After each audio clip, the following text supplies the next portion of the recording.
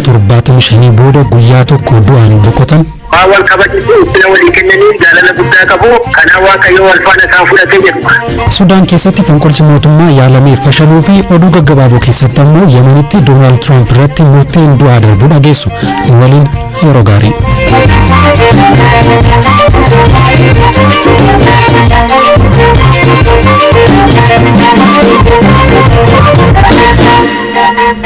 Sudaan keessatti har'a fonqolchi mootummaa yaalamee fashalaa'uu miidiyaaleen biyyattii gabaasaniiru.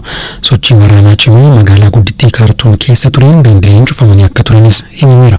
Yaalii fonqolchaa kana kan raawwate humnoota pirezidantii duraanii Omar al-Bashiriif amanamoo ta'an raayyaa waraanaa biyyattii keessa jiran ta'uu mootummaan Sudaan himeera. Firaaforii dhugaasaa dabaltee sanitti himti. Kibxata har'aa Sudaan keessatti namootni pirezidaantii duraanii aangoorraa kaafame Omar al-Bashir waliin hidhata qaban jedhaman yaalii fonqolchaa gaggeessuu isaanii miidiyaaleen biyyattii gabaasani. Ministeerri odeeffannoo biyyattii Hamza Baluul ibsa miidiyaaleef kennaniin namootni gara duubaatti nu deebisuuf yaalum jiranis nuti gara duubaatti hin deebinu jechuun humnootni dukkanaa yaalii kana taasisan utuu hin milkaa'in to'annoo jala oolaniiru jedhani. Gabaasaaleen magaalaa guddoo Kaartuumii fi magaalaa dhiyeenya jirtu Omdurmaan keessaa bahan sochiin waraanaa cimaa jiraachuu fi riqichi laga Abbayyaas cufamuu akeeku.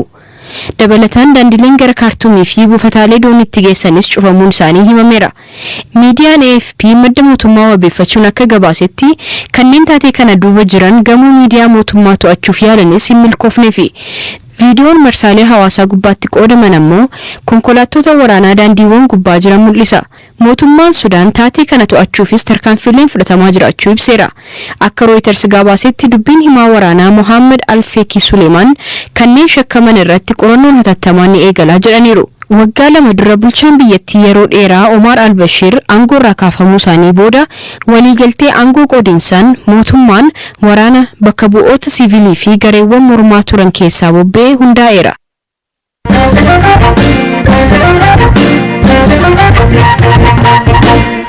Abbaa warraa fi haati warraa jaalalaaf kabajaan waggoota 75 bultiin waliin jiraataa turan guyyaa tokkotti boqotan. Abbaa warraa boqotanii sa'aatii 20 booda haati warraas ka boqotani. Duuta abbaa warraa fi haadha warraa kana maatiif ollaa rifaasisullee jaalala wayita lubbuun turan waliif qaban kan mul'isudha jedha gabaasi Habtaamuu Xababuuttaanu.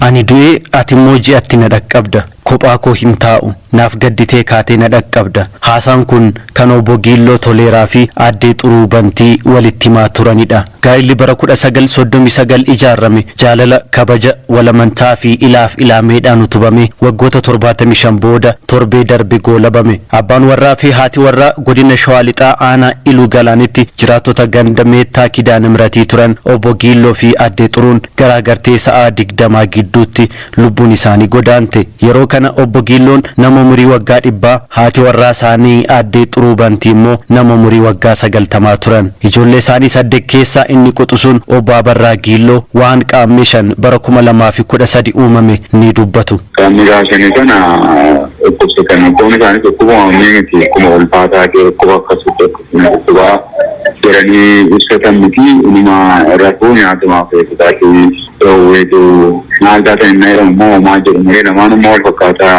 haaluma fakkaata. Egaa haaluma salphaa dhukkubsatanii fayyadamnuma eegna ture. Booda garuu gaheeraan koo jedhu ture maagariin akka jiru ankoo meeraa jedhu ture.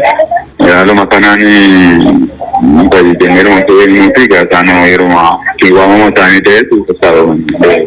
Obbo Giilloo Toleeraa fi haati warraa isaanii aaddee Xuruu Bantii namoota yaadaanis ta'e qaamaan walirraa fagaachuu hin barbaanne ta'uu ollaa fi ijoolleen isaanii himu.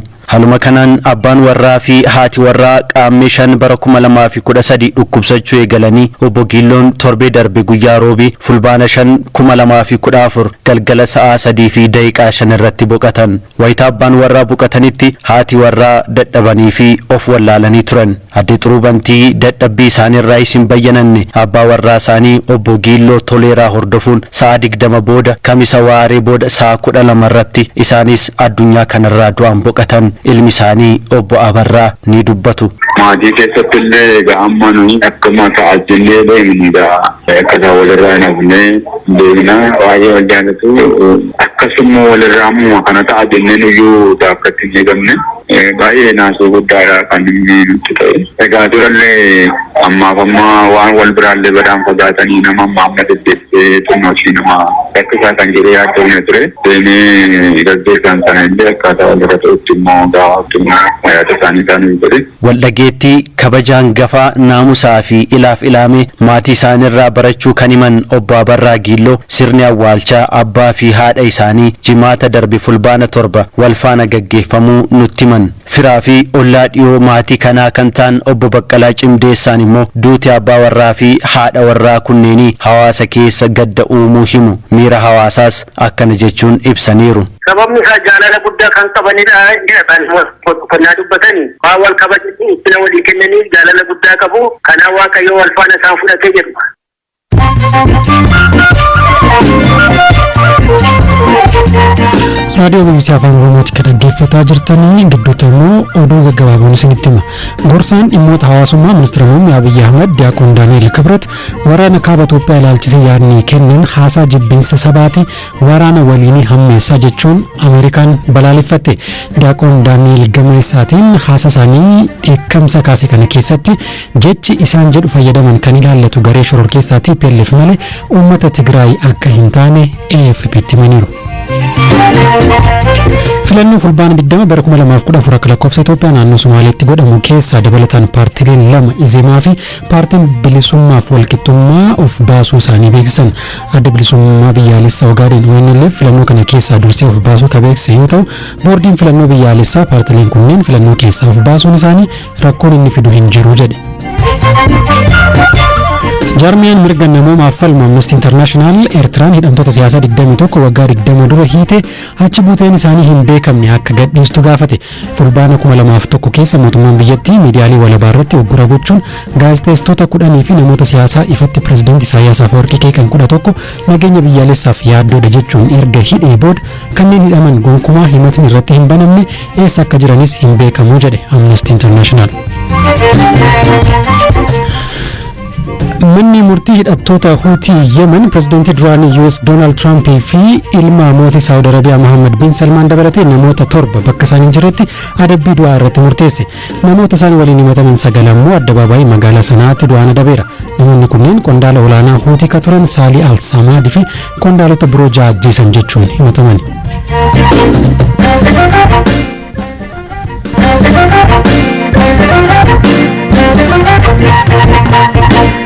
Odeessa itti aanuuni guyyaa kaleessaa waamicha mootummaa simatee Finfinnee kagalee ajajaan duraanii waraana bilisummaa Oromoo zoonii kibbaa Gollicha Dheengee waggoota 3 darbaniif hidhaa dhaabbii keessa akka ture BBC'tti hime. Wallabdee ajajoota olaanoo waraana bilisummaa Oromoo zoonii kibbaa waliin qabaachaa tureen haga yaaliin ajjeechaa irratti raawwatamuu irra gahee akka ture dubbata.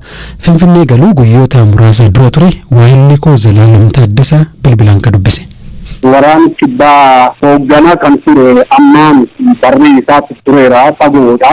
Egaa inni kun inni barxiyoo kun Gollichatti hoogganaa haa jedhamee karaa miidiyaa irra akka meeshaa propagaandaaf ololatti dhimma ba'amu malee Gollichi waggaa 3 har'aa jechuun 2017 irraa kaasee zoonii kibbaa walumaa galatti zoonii kibbaa keessatti wanti hojjetamu wanti raawwatamu hojiin roga hundaa kan bila waliigala karaa jaalgollichaatiin itti qabaatamee osoo famne miidiyaa qof irratti jaalgollichi hoogganaa ta'e jedhanii suuraa siyaasaa barreeffama gargaraa walitti maxxansanii editing systemii miidiyaa addunyaatiif waan adda addaa irratti kana fidanii malee dugdi kiyyu duubatti da'oo godhatanii waan adda addaa raawwatanii waan ta'eef inni kun eenyummaa koofis malu anaafis malu kan jedhu ture isuma kan waliin ammoo dhiibbaaleen adda addaa yeroo adda addaa zoonii kibbaa keessatti hangi dhiibbaa sadarkaa ajjeechaa yaalii ajjeechaa narraa'ee ture waldhabbiin guddaan gidduutti taa'ee adeemsi seeraa hin jiru pirinsipilii irratti waldhabne seera irratti waldhabne naamus irratti waldhabne akkanatti socho'uu qabnu dhatti kun inni baasu qabsoof yoo ta'e daandii qabsoo isuudhaaf qajeelaa irratti waliin masakamuu qabna akkaataa pirinsipilii fi caasaa hooggansaa inni amma jirtullee sirrii miti waa hedduutti fooyya'uu qaba. qaba tariifi yoo kan hoogganaan jettan taate sirnatti of deebisuudha uffiseessu ubaaromsu sirnatti of deebisuudha jedhu gaafii keessa kanan qabaachaa ture waggaa sadan kana walqabbiin kun baay'atee sadarkaa doorsisaa fi wantoonni adda addaa sadarkaa miidhuu fi even isolation keessa nagalchanii akka aadaa warri habashaa qumsir jedhe sana mooraa qabsoo keessatti hidhaan dhaabbiin irra ga'ee ture sadarkaa lubbuu kiyyaa sodaatee gara eenyu meeqa siroorrisu kaasu sodaachisu eenyu inni na sodaachise qaamota istaafa zoonii kibbaa qondaalota ol'aanoo zoonii kasi waliin hoogganaa turan kasi waliin qabsaa turan jechuudha isaanuma gollichi waraana kan akka hoogganuuf gaafatamee ofumaan didee kan jedhuun dhagaye waan kun dhugaadha ofumaan didee ni jedhu waa tokko jibbituu si jaalattu dhiibballee si jibbisiisuu danda'a dabni namni si godhullee si jibbisiisuu danda'a diddee jirtaa gaafatamtee jirta yoo adeemsi heerraa hin jirre yoo adeemsi seerraa hin jirre yoo ilaameen hin jirre yoo murni tokko callaan yaadaa fedhuu fi impoozi namirraattu godhee blind hold nam godhee gar fedhetti nama deemtay ka garri ittiin nam deeman sun ammoo fuulduraaf garri fagoo nam hin beeku yoo ta'e obboleessan keenya gorsisaa ikkisiisaa yoo sin dhageeme san akkam gootre waraanni keessan jalqaba mootummaan yeroo waamicha godhee kaan galanii ture hidhannoo hiikkatanii yeroo sana qabsoo ilaalcha sanatti ni amanta ture moo qabsoo hidhannoo kanatti amanta ture ati jalqaba gaafii kun qabsoo karaa nagayaa addi bilisummaa oromootu guutuma guutuutti qabsoo karaa nagaatti amanee gala hayyoonni oromoo karaa nagaatti amananii jala inni kun gollichi karaa nagaatti amanaa inni kun iyyuu xoofuun kalee ittiin waraan biratti nejjiti biyya kan sana karaa nagaatti yoo amanii akka maal qaba karaa nagaa ka dhaabni itti amaneetti amanuutti cubbu moo karaa nagaa ka dhaabii itti amansu didanii balee buutuu qajeelaa abaluu kaleessayyuu qabsoo karaa nagaatti amana eetoof kaadhaa dhaabii kuteenu keessa tambisee fi jechoonni akkasii dadarbasamaa zoonii keessatti ture haa ta'uuti inni kun qabsoo karaa nagaatti yoo amana rakkoo maal dhaabattu karaa nagaatti amana. Tarii akkati dhiistee hin galle gara uummataatti hin makamne dhiibbaan sirratti godhameera yeroo san bosonaa. Ani guyyaa dhaabni addi bilisummaa Oromoo gara qabsoo karaa nagaa biyyatti galee jiru zoonii kibbaa keessatti dhama dhaabbii ta'ee jira waggaa sadii guutuu dhama dhaabbii ture. Miidiyaa irratti yeroo dubbattu dhaga'ee beeka akka hoogganaa waraana kibbaa taatetti yeroo san akkamiin dubbachuu dandeesse? Ati yoo amma kan qabamtee dirqisiifamtee roorrifamtee ittiin dubbatti jedhanii duu filatuma dubbattee lubbuu kan bararuu filat. Doorsifamee roorrifamee miidiyaa irreeffannaa dubbisiisu dirqisiifanii ani hidhama dhaabbii. Takkayyuu nagaan noollee takka sammuu nagaa hin jiraanne nama halkaniddaa yoom du'aa bor du'aa isaan akkas gidduutti as gahe. Kan uummanni beeka uummati naannoo beeka guyyaa rasaasaan tuqaasanii naadhanillee jira. Gollichi kana booda kallattiin qabsoosaa maal ta'a? Maal goota kana booda? Wanti aan akka namaatti amma kana booda nan godhi jedhu waan jiru natti hin fakkaatu. Jechuun? Soo kaleessa gooneerra hojjanneerra utubaan hadi dhiiban qaba hadi dhiisan qaba jedhe Oromoon ammanini akka namaatti akkuma uummanni Oromoo tokko jiraatutti jiraachuun barbaadaa jiru.